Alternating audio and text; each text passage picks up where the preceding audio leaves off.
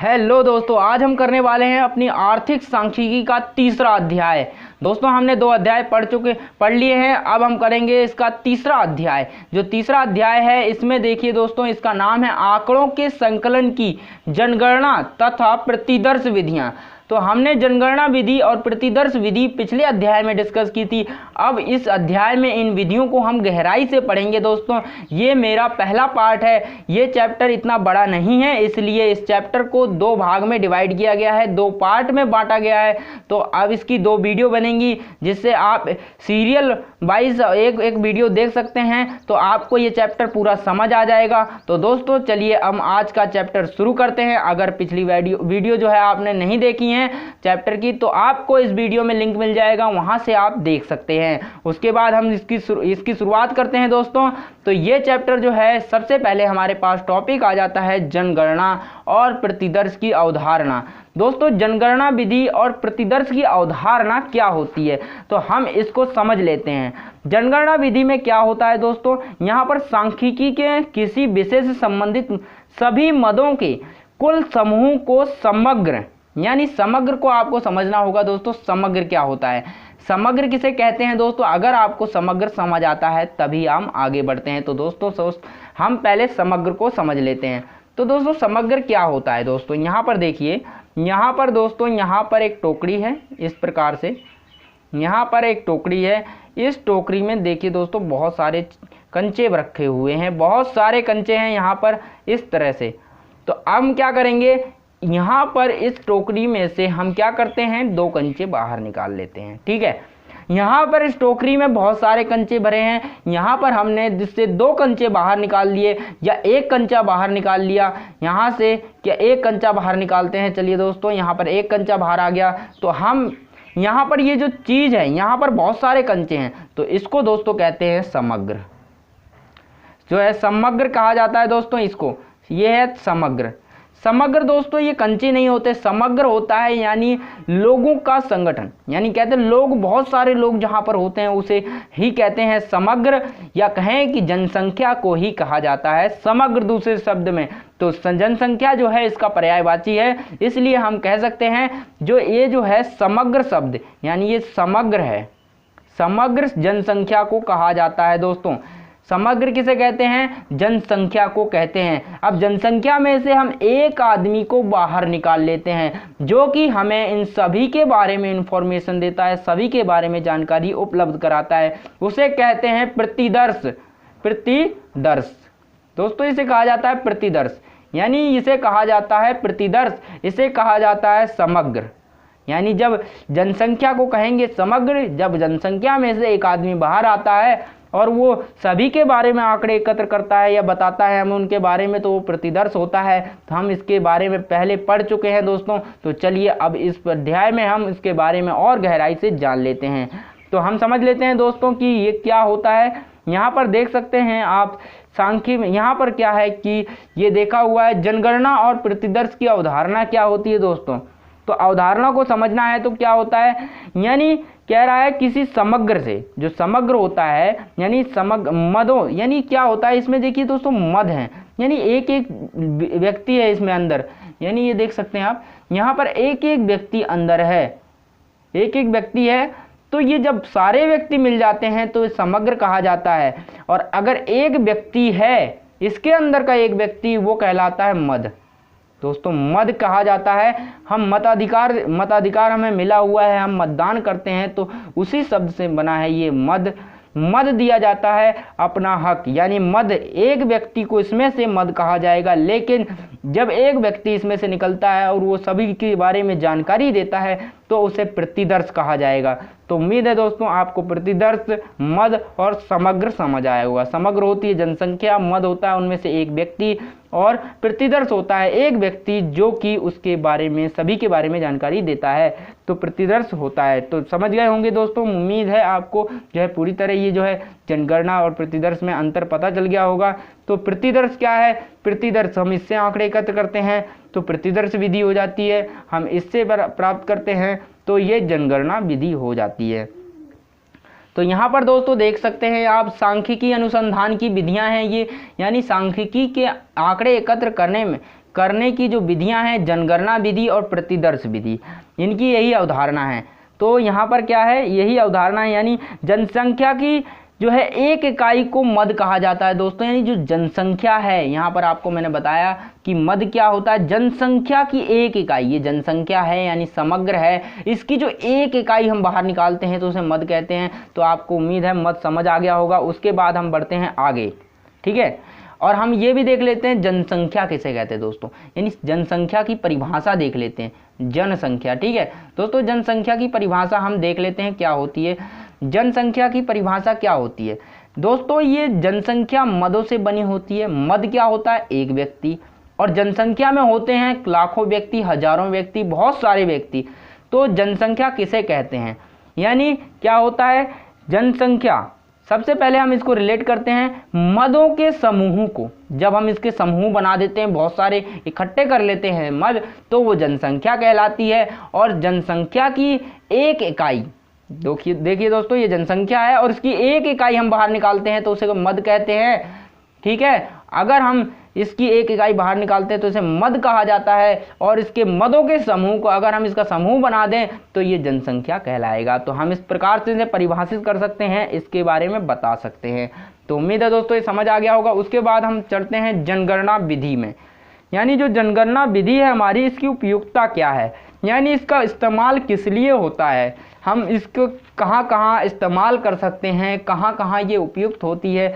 चलिए दोस्तों देखते हैं। तो सबसे पहले सीमित क्षेत्र में दोस्तों इसका जो इस्तेमाल है वो सीमित क्षेत्र में ही किया जा सकता है। ऐसा क्यों होता है, सीमित क्षेत्र में इसका उपयोग क्यों किया जाता है, क्योंकि ये जनगणना विधि है दोस्तों। जनगणना विधि में प्रत्येक मद के संबंध में आंकड़े एकत्र करने पड़ते हैं, यानी प्रत्येक व्यक्ति से पूछताछ करनी पड़ती है, जिसमें बहुत समय लगता है और बहुत ही कम क्षेत्र हम इसमें जो है कवर कर पाते हैं, उसके बारे में कम क्षेत्र के बारे में जानकारी एकत्र कर पाते हैं। तो ये काफ़ी समय लगता है, इसलिए इसे सीमित क्षेत्र के लिए अच्छा माना जाता है। ये अच्छी विधि है सीमित क्षेत्र के लिए। उसके बाद आती है गहन अध्ययन, यानी इसमें गहन अध्ययन होता है। देख सकते हैं दोस्तों उपयुक्तता, यानी किस लिए उपयोग है। अगर आप गहराई से अध्ययन करना चाहते हैं तो आप इस विधि का इस्तेमाल कर सकते हैं, तो ये गहन अध्ययन में काम आती है। उसके बाद आती है शुद्धता। तो दोस्तों ये जनगणना विधि है, ये जनगणना विधि स्वयं एकत्र करते हैं लोग उनके पास जा के एकत्र जानकारी करते हैं, तो उसमें शुद्धता तो होना ही है।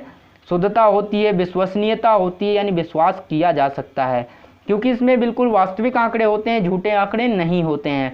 उसके बाद आता है इसमें गुणों वाली इकाई, यानी प्रत्येक गुणों वाली इकाई होती है इसमें दोस्तों, यानी इसमें जो है प्रत्येक गुण की इकाई की मिल जाती है। यानी जो है अलग अलग लोगों से आप मिलते हैं, आंकड़े एकत्र करते हैं, तो अलग अलग जो है उसके बारे में जानकारी भी मिलती है। तो अलग अलग लोगों के बारे में जब अलग अलग गुणों की भी जानकारी हमें मिल जाती है, तो ये खूबी है इसकी दोस्तों। उसके बाद हम देखते हैं इसके गुण और अवगुण।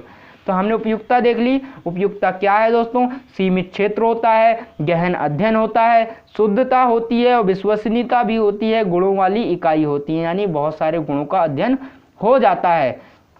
तो यहाँ पर हम क्या कर सकते हैं, अब देखिए दोस्तों गुण एवं अवगुण।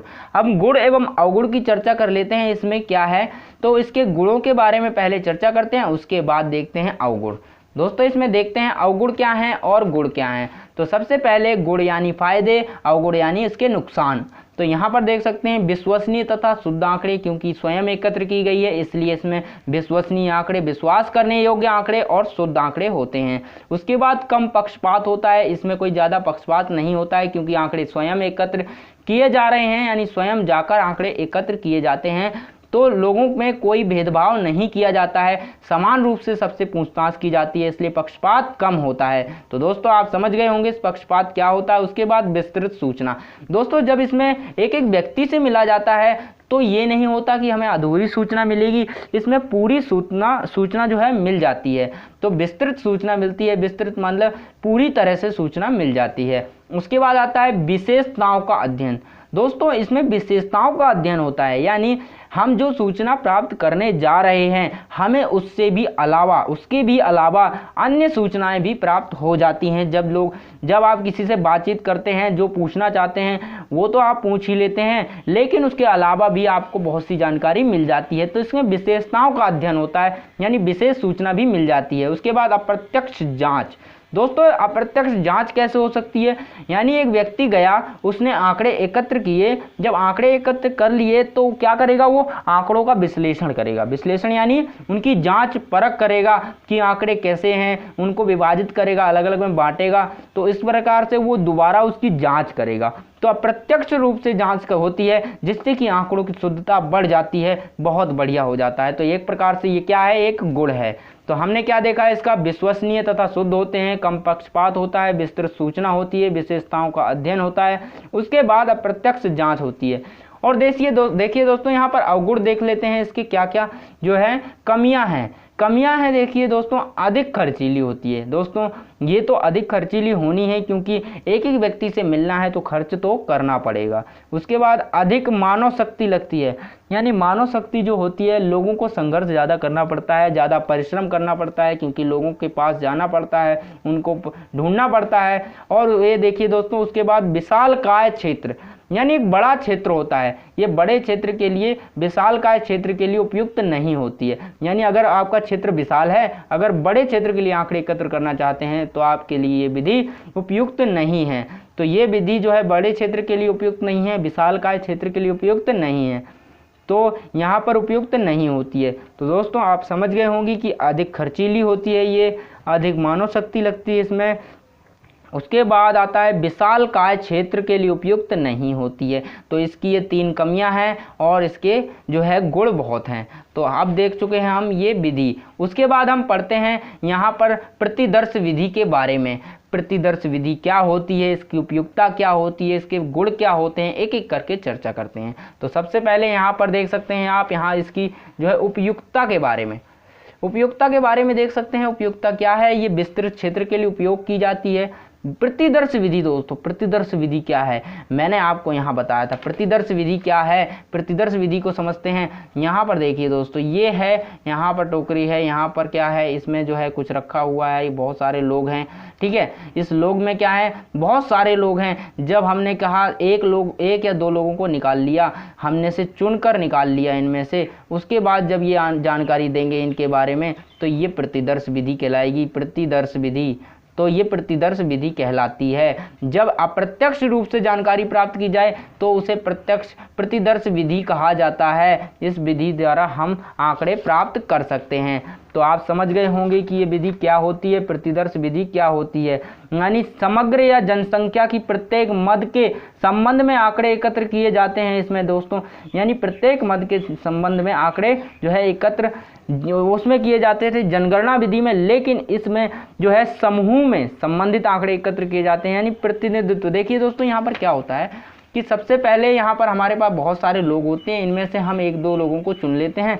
चुनने के बाद जो है हम उनसे प्रतिनिधित्व कर देते हैं, यानी जैसे कि यहाँ पर हमारे जो है राजनीति में होता है, हमारे देश के जो लोग हैं वो नेता को चुनते हैं, नेता को चुन लेते हैं, तो उनसे वोट देते हैं। यानी क्या करते हैं, अब वो नेता ही लोगों की बातें बताते हैं, लोगों को जो तकलीफ होती है वो बताते हैं, उसके बारे में जानकारी सरकार को देते हैं। उसी प्रकार से हम यहाँ पर 1 लोग या 2 लोग चुन लेते हैं, जिससे कि वो हमें उनके बारे में जानकारी देते हैं, सभी के बारे में देते हैं। तो इसमें कहा जा सकता है कि प्रतिनिधित्व करने वाले छोटे समूह से संबंधित आंकड़े एकत्र किए जाते हैं, तब इसे प्रतिदर्श विधि कहा जाता है। जब समूह के संदर्भ में आंकड़े एकत्र किए जाएं, प्रतिदर्श के माध्यम से आंकड़े एकत्र किए जाएं, उसे प्रतिदर्श विधि कहा जाएगा। तो हम समझ गए होंगे दोस्तों प्रतिदर्श विधि क्या होती है। उसके बाद विस्तृत क्षेत्र के लिए उपयुक्त होती है, समग्र की इकाइयां समान होती हैं, उसके बाद शुद्धता का अभाव होता है। दोस्तों ये आंकड़े हमने स्वयं एकत्र नहीं किए हैं, इसलिए इसमें शुद्धता नहीं होती है, बहुत कम होती है। उसके बाद ये विस्तृत क्षेत्र में होती है। विस्तृत क्षेत्र अगर आप अध्ययन करना चाहते हैं, आप विस्तृत क्षेत्र के लिए आंकड़े प्राप्त करना चाहते हैं, तो आपको क्या करना है, इस विधि का इस्तेमाल करना है। ये बहुत ही अच्छी विधि है, ये उपयोगी है। उसके बाद समग्र की इकाइयां समान होनी चाहिए, यानी जो हमने जो आंकड़े प्राप्त किए समग्र की इकाइयां, यानी लोगों, जैसे मान लीजिए रोजगार से संबंधित आंकड़े एकत्र किए हैं, तो उन्हीं लोगों के आंकड़े होने चाहिए जो रोजगार करते हैं या नहीं करते हैं। बच्चों या महिलाओं, बच्चों या बूढ़े लोगों के जो हैं इसमें आंकड़े नहीं होने चाहिए जो कि रोजगार ही नहीं करते, क्योंकि एक तरह से समग्र तो वो भी हैं, तो इसीलिए ऐसे होनी चाहिए जो इकाइयाँ समान हो, तो समान इकाइयाँ होनी जरूरी हैं। तो दोस्तों उम्मीद है आपको ये दोनों विधियाँ समझ में आई होंगी। पहली विधि जो है जनगणना विधि है, यहाँ पर देख सकते हैं जनगणना विधि, और दूसरी विधि है प्रतिदर्श विधि। हमने इनके बारे में पढ़ा, उसके बाद हम आगे बढ़ते हैं इसमें दोस्तों। कौन सा आगे बढ़ते हैं, तो सबसे पहले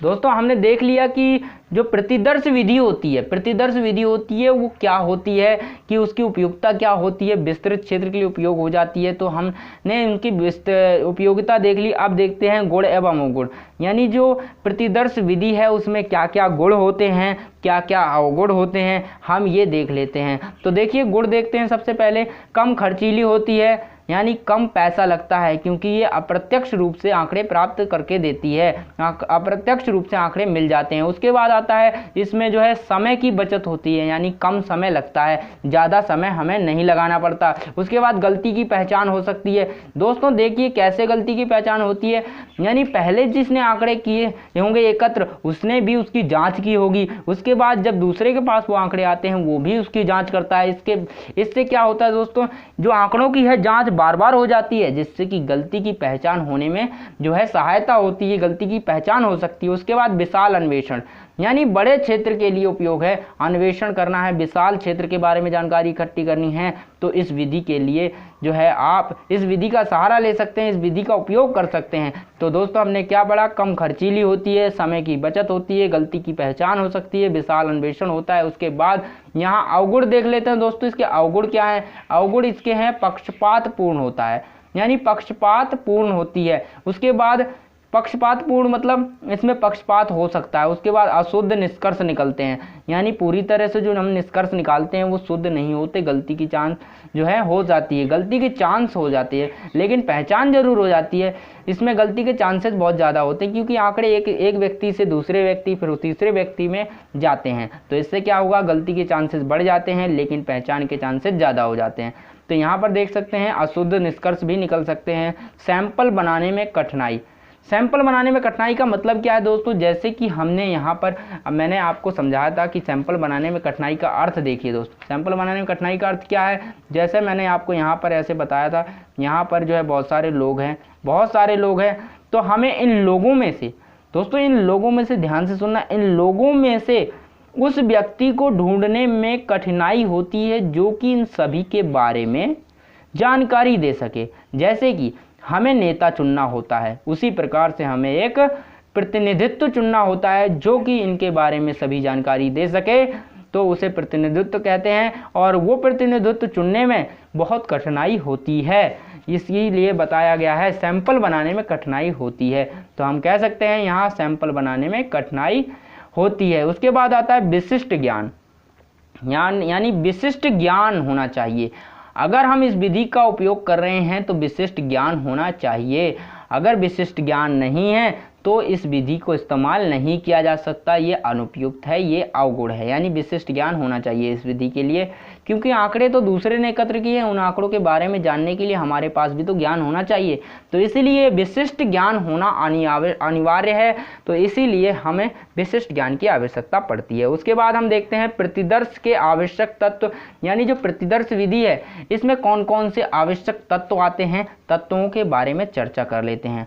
तो तत्व देख सकते हैं, पहला होता है प्रतिनिधित्व, यानी और दूसरा होता है स्वतंत्र और सजातीयता और पर्याप्त। तो इनके बारे में एक एक करके चर्चा करते हैं। प्रतिनिधित्व क्या होता है दोस्तों, प्रतिनिधित्व होता क्या है, तो प्रतिनिधित्व के बारे में देख चुके हैं आप, मैंने समझाया था कि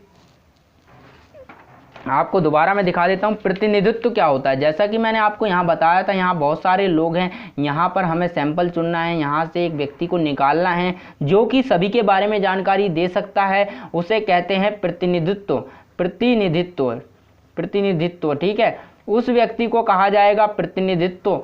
तब हम उसका प्रतिनिधित्व कर चुके हैं, तो हम जिस तरह से नेता चुनते हैं, अपना प्रतिनिधि चुनते हैं, तो उसी प्रकार से उसे कहा जाता है प्रतिनिधित्व। एक प्रकार से ये एक नेता ही होता है जो कि इनके बारे में जानकारी देता है। तो आप समझ गए होंगे दोस्तों कि प्रतिनिधित्व क्या होता है। उसके बाद हम बढ़ते हैं आगे अपना स्वतंत्रता की ओर दोस्तों।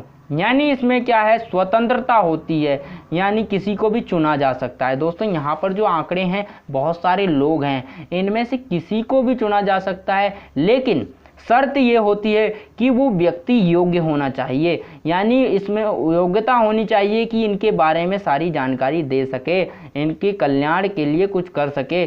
तो ऐसी योग्यता होगी तभी हम उसको जो है चुन सकते हैं। तो लेकिन इनमें स्वतंत्रता होती है, किसी को भी चुन सकते हैं। ठीक है दोस्तों, यहाँ पर आती है सजातीयता। अब सजातीयता क्या होती है, सजातीयता के बारे में जानते हैं। यहाँ पर सजातीयता जो होती है, विशेषताएं जो होती हैं एक जैसी होती है। सजातीयता का मतलब होता है विशेषताएं एक जैसी होना। यानी इसका मतलब है जो है सांख्यिकी समूह में 2 या 2 से अधिक सैंपल छांटे जाए तो उनमें समानता होनी चाहिए, अर्थात उनकी विशेषताएं एक जैसी होनी चाहिए। दोस्तों अब मैं सर समझाता हूँ इसका क्या कहना चाह रहा है। अगर आपने इसमें से जो है यहाँ से जो है 2 व्यक्तियों को निकाल लिया, यानी 2 व्यक्तियों को प्रतिनिधित्व दे दिया, बना दिया प्रतिनिधित्व, तो आप इसमें कंपेयर करेंगे कि ये वाला और ये वाला, इन दोनों में क्या तुलना है। अगर ये समान एक जैसी तुलना रखते हैं, इनमें समानता है, तो ये क्या है, सजातीयता है। इसे ही कहते हैं सजातीयता। तो आप समझ गए होंगे दोस्तों सजातीयता क्या होती है। जब हम सैंपल में से जो है समग्र में से, जनसंख्या में से प्रतिनिधित्व व्यक्तियों को निकालते हैं और उनकी तुलना करते हैं आपस में, अगर वो एक जैसे हैं, उनकी जो है एक जैसे गुण मिलते हैं, एक जैसे जो है सैंपल हैं वो एक जैसे मिलते हैं, यानी उनमें मेल खाते हैं, तुलना समान है ज़्यादातर, तो उसे कहेंगे सजातीयता। तो इसमें सजातीयता होनी चाहिए। उसके बाद हम पढ़ते हैं पर्याप्तता। यानी इसमें जो है इकाइयों की जो होती है, इकाइयों की जो संख्या होती है, जो इकाइयों की संख्या पर्याप्त होनी चाहिए और विश्वसनीय निष्कर्ष होना चाहिए। दोस्तों यहाँ पर जो इकाई होती हैं वो जो है पर्याप्त होनी चाहिए, जो हमने इकाई की है वो पर्याप्त होनी चाहिए, और जो है इसकी जो है विश्वसनीयता निष्कर्ष होनी चाहिए, यानी ये गलत निष्कर्ष नहीं होने चाहिए। तो दोस्तों यहाँ देख सकते हैं तत्व हमें याद रखने हैं। पहला होता है प्रतिनिधित्व, दूसरा होता है स्वतंत्रता, तीसरा होता है सजातीयता। सजातीयता क्या होता है, प्रतिनिधित्व चुनने के बाद जो प्रतिनिधित्वों में जो है वो समानता मिलती है, उन्हें कहते हैं, उसे कहते हैं सजातीयता। और पर्याप्तता, जो पर्याप्त होने चाहिए, यानी पर्याप्तता क्या है, निष्कर्ष ऐसे होने चाहिए जिससे कि पर्याप्त निष्कर्ष निकल सके। तो यहाँ पर हम देख सकते हैं। अब यहाँ पर हम देखते हैं कि जो है प्रतिदर्श की विधियाँ। दोस्तों प्रतिदर्श की कितनी विधियां होती हैं, दोस्तों हम यहाँ पर 6 विधियां होती हैं प्रतिदर्श की, और हम इस अध्याय में जो है एक एक करके 6 विधियों के बारे में पढ़ने वाले हैं दोस्तों। और देखते हैं, यहाँ पर आपको मैं शॉर्ट फॉर्म में इन विधियों के बारे में बता देता हूँ, लेकिन विस्तार से इन विधियों के बारे में हम अगले पार्ट में पढ़ेंगे। तो यहाँ पर हम पहले शॉर्ट में देख लेते हैं इन विधियों का मतलब क्या होता है। तो यहाँ पर आ जाती है पहली विधि, यहाँ पर जो है सविचार प्रतिदर्श विधि। दोस्तों सविचार प्रतिदर्श विधि क्या होती है, सविचार प्रतिदर्श विधि ये वह विधि होती है जिसमें कि जो है चुनने वाला व्यक्ति है, यानी चुनाव करने वाला व्यक्ति है, वो अपनी मर्जी से किसी को भी चुन लेता है। यानी जो अनुसंधान करता है समग्र में से अपनी इच्छा अनुसार प्रतिदर्श को चुन लेता है। यानी जो अनुसंधान करता कौन होता है, आंकड़े एकत्र करने वाला। और वो आंकड़े एकत्र करने वाला क्या करेगा, वो अपनी सुविधा में अनुसार जो उसे अच्छा लगेगा उसे वो चुन लेगा और उससे वो आंकड़े ले लेगा, उससे पूछताछ कर लेगा। इसे सविचार जो है प्रतिदर्श कहते हैं। देखिए सा मतलब साथ में, विचार मतलब अपने विचार से, यानी अपनी इच्छा अनुसार, विचार के अनुसार जो है वो अपने विचार के अनुसार प्रतिदर्श को चुन सकता है। इसमें अपनी इच्छा से वो चुन सकता है। उसके बाद आता है यादृश्य प्रतिदर्श विधि।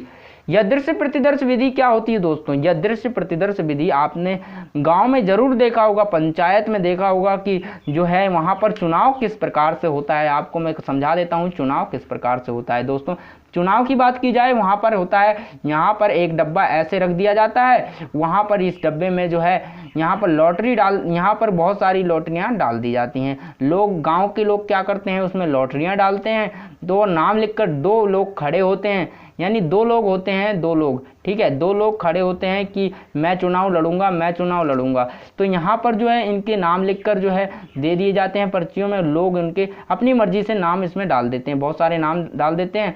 उसके बाद यहाँ पर एक एक व्यक्ति को, यानी एक एक व्यक्ति को जिसके नाम निकलते हैं, उसके बाद जिसका नाम निकल आता है वो जो है जीत जाता है, यानी जिसका नाम निकल आ जाता है वो जीत जाता है। इस प्रकार से इसका चुनाव हो सकता है। तो यहाँ पर इस प्रकार से चुनाव हो सकता है। दूसरा तरीका क्या है दोस्तों, यहाँ पर जो है एक मटका हो जाता है। मटके में क्या करते हैं दोस्तों, मटके में हम यहाँ पर क्या कर रहे हैं, मटके में यहाँ पर आप मटके में क्या करते हैं, इस मटका ले लेते हैं। उसके बाद इस मटके में आपने क्या करा, इस मटके में जो है बहुत सारी पर्चियाँ रख दी जिसमें कि बहुत नाम लिखे, मतलब दो नाम लिखे हुए हैं, एक पर्ची में कुछ लिखा है और बाकी सारी खाली हैं। तो एक एक करके प्रत्येक व्यक्ति इस घड़े में हाथ डालेगा और एक पर्ची निकालेगा।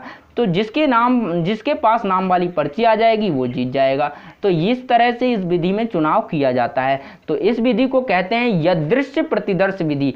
यादृश्य प्रतिदर्श यानी यादृश्य, ठीक है, यादृश्य प्रतिदर्श जो है यादृश्य प्रतिदर्श विधि। तो इस विधि द्वारा हम क्या कर सकते हैं, यादृश्यतया, हमें पता नहीं होता कौन जीतेगा, हम अचानक से जो है प्रतिनिधि चुन लेते हैं। तो दोस्तों आपको समझ आया होगा यादृश्य प्रतिदर्श विधि क्या होती है। उसके बाद हम समझते हैं जो है हमारे सामने आती है व्यवस्थित, यहाँ पर देखिए दोस्तों, कोटा प्रतिदर्श विधि। ये कोटा प्रतिदर्श विधि क्या होती है दोस्तों, यहाँ पर नाम जरूर इतने यानी एड़े टेढ़े हैं, लेकिन आपको चिंता नहीं करना है। मैं हूँ, आपको समझाऊंगा, एक एक नाम का मतलब बताऊंगा और आपको ये सरलता से समझ आएगा। देखिए इसका मतलब होता है प्रतिदर्श की अभ्यंतर विधि होती है। ये जनसंख्या को इकाई की विशेषताओं के आधार पर भागों में बांट दिया जाता है। तो दोस्तों ये क्या कह रहा है, जो जनसंख्या होती है उसको विशेषताओं के आधार पर जो है विशेषताओं के आधार पर विभिन्न भागों में या कई समूहों में बांट दिया जाता है। कुल जनसंख्या के अनुपात को निर्धारित कर लिया जाता है। तो यहाँ पर क्या है दोस्तों, इसमें से क्या होता है कि इसमें जो है जनसंख्या को जो है विभिन्न भागों में बांट दिया जाता है, कई भागों में बांट लिया जाता है, उसके बाद उनका प्रतिनिधित्व किया जाता है। तो दोस्तों ये समझ गए होंगे इसकी ये क्या होती है। उसके बाद आता है यहाँ पर स्तरित प्रतिदर्श विधि। स्तरित प्रतिदर्श विधि क्या होती है, स्तरित प्रतिदर्श विधि के बारे में जानते हैं। स्तरित प्रतिदर्श विधि कुछ नहीं होती दोस्तों, इसमें क्या होता है दोस्तों, यहाँ पर इसमें ज़्यादा कुछ नहीं है। इसमें समग्र की जो इकाइयाँ होती हैं दोस्तों, समग्र की जो इकाइयाँ, समग्र मतलब जनसंख्या, तो जनसंख्या की जो इकाइयाँ होती हैं उन इकाइयों को उनकी विशेषताओं के अनुसार जब विभिन्न भागों में बांट दिया जाता है तो उसे कहा जाता है स्तरित प्रतिदर्श विधि। यानी जब जनसंख्या के समग्रों को या जनसंख्या को उनकी विशेषताओं के आधार पर बांट दिया जाए उसे कहते हैं स्तरित विधि। उसके बाद आता है व्यवस्थित प्रतिदर्श विधि। यानी व्यवस्थित प्रतिदर्श विधि वह विधि होती है जो व्यवस्थित प्रतिदर्श विधि में समग्र के इकाइयों को संख्यात्मक, भौगोलात्मक यानी भौगोलिक और वर्णात्मक आधार पर क्रमबद्ध किया जाता है। यहाँ पर 3 भागों में इसको विभाजित किया जाता है। यहाँ पर कैसे इसको बांटा जाता है, यहाँ पर सबसे पहले इसमें संख्यात्मक, संख्या के आधार पर लोगों को व्यवस्थित कर दिया जाता है। उसके बाद भौगोलिक यानी उसके स्थान पर इसमें लोगों को अलग अलग करा जाता है। उसके बाद वर्णात्मक और क्रमबद्ध यानी क्रमबद्ध के द्वारा और वर्णन के द्वारा उसे अलग कर दिया जाता है। दोस्तों ये थोड़ा अजीब लग रहा है लेकिन आपको समझ में आ जाएगा अगले पार्ट में। तो अभी मैं यहाँ केवल इनका इंट्रोडक्शन दे रहा हूँ, थोड़ी बहुत जानकारी दे रहा हूँ इनके बारे में। तो हम इसके बारे में विस्तार से पढ़ेंगे हम अगले पार्ट में। तो हमने देख लिया, ये देख लिया। उसके बाद हमारी जो लास्ट रह जाती है विधि उसका नाम है सुविचार प्रतिदर्श।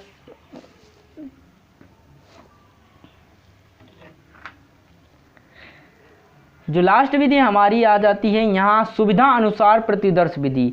सुविधा अनुसार प्रतिदर्श विधि यही होती है। ये तो बहुत आसान है, ये देखिए नाम से ही पता चल रहा है कि सुविधा अनुसार प्रतिदर्श विधि क्या हो सकती है। यानी जो अनुसंधान करता होता है वो अपनी सुविधा के अनुसार, अपनी इच्छा से, यदि जो उसे अच्छा लगता है, जो उसके लिए कंफर्टेबल है, यानी जो उसके लिए पर्याप्त है या जो उसके लिए बढ़िया है, उसके अपनी इच्छा के अनुसार से, अपनी सुविधा के अनुसार से उसे चुन लेता है। इसमें स्वयं वो उसे चुन लेता है। तो ये सुविधा अनुसार प्रतिदर्श विधि कहलाती है। तो उम्मीद है दोस्तों आपको ये सारे पॉइंट समझ में आए होंगे। हम अगले आने वाले पार्ट में इन सब पॉइंट के बारे में गहराई से चर्चा करेंगे और इनके गुण और अवगुण के बारे में जानेंगे। उसके बाद हम इस चैप्टर को समाप्त कर देंगे। तो चलिए दोस्तों फिर मिलते हैं अगली वीडियो में, तब तक के लिए नमस्कार।